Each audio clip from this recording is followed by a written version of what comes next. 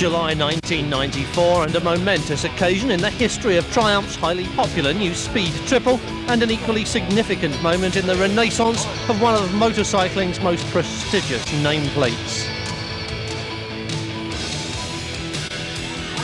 The 900cc Speed Triple was introduced in February of 1994, quickly establishing itself as one of the top sellers in its class, seriously embarrassing all the big Japanese makers, and no wonder. Drawing on its cafe racer heritage, the Triple carries unmistakable echoes of a golden era for British motorcycles, with the performance and manners that are the hallmark of a thoroughly modern road bike. Thousands of new generation Triumphs have been sold since production began at Hinckley in September 1991, and it looked as if a large percentage of them were at Donington Park on the day of the British Grand Prix, in a fabulous celebration of Triumph nostalgia and success. Part of that celebration included the opportunity for all the Triumph riders to have a close look at the Grand Prix circuit from the only viewpoint that really counts. Then it was back to your seats on the grass, while just a handful of riders got to grips with the racetrack and the Triple. On a 30-strong grid that included a list of famous riders, the Triples lined up for a first ever 10-lap race, destined to be the forerunner of a one-make series in 1996. Trackside interest in the race was high. This was no simple promotional device to support the Grand Prix, certainly not with an entry list of this calibre, and which actually included two of the British Grand Prix racers, 250 newcomer James Hayden and seasoned 500 racer John Reynolds. Interest on the track was high too, not just because these people are racers and are never content to just ride round putting on a show, but also because they had something to race for. No less than £10,000 in prize money was at stake here, with cash awards stretching down to 20th place. With a possible bonus of £100 for going up 2 or 3 places from 10th to 7th, racing throughout the field was a guaranteed certainty, as was the quality of the entry.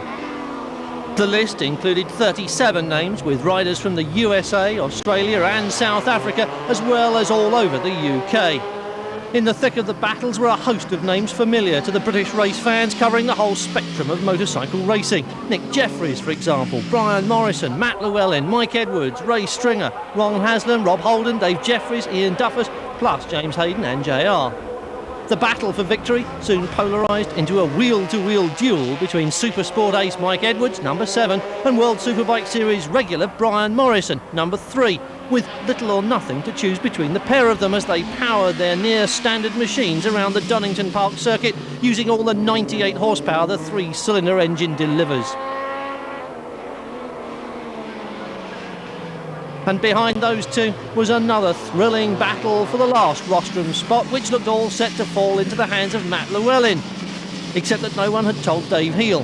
He'd made a poor start and was 9th at the end of the first lap, but as the laps went by, he gradually hauled his way up through the field to challenge Llewellyn. Racing being racing, there were always those willing to push themselves to the limit. The great difficulty being to know exactly where that limit might be. Mark Ditchford, Ray Stringer and Nick Jeffries locked together, hunting for places in the lower reaches of the top 10. And back at the front, the major scrap between Edwards and Morrison still going on and looking set to continue for the full 25-mile race distance.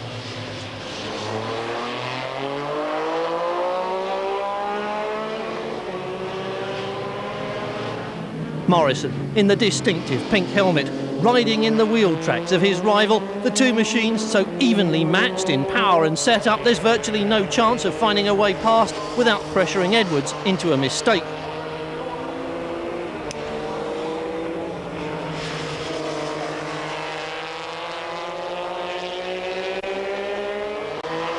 Four is Matt Llewellyn, with the number 1 plate of Heel right on his tail. It's the battle for 3rd place. And with 2 laps to go, Heel manages to dive up the inside under brakes to grab the final rostrum spot and a larger share of that purse.